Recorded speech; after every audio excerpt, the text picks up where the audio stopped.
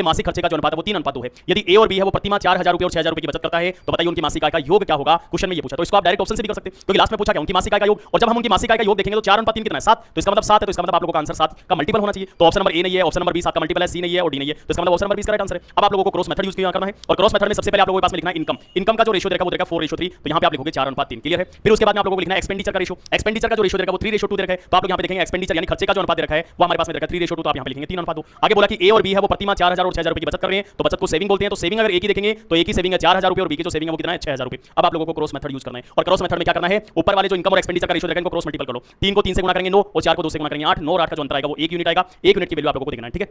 दूसरा आप लोगों को क्रॉस मल्टीपल करना, 3 को 6,000 से गुणा करो, 6 × 18,000 और 4,000 को 2 से गुणा करो, 4 × 8,000, 18,000 और 8,000 का जो अंतर आया वो हमारे पास में कितना आया 10,000। तो 1 यूनिट की जो वैल्यू आएगी वो 10,000 है। इसने बोला कि बताइए कि उनकी मासिक आय का योग कितना होगा, तो दोनों को सम कर दो, इनकी इनकम को सम करो, 4 और 3 कितना 7। जब 1 यूनिट की वैल्यू जब 10,000 है तो 7 यूनिट की जो वैल्यू आएगी तो 7 को भी 10,000 से गुणा कर दो तो 70,000 हमारा आंसर आ जाएगा।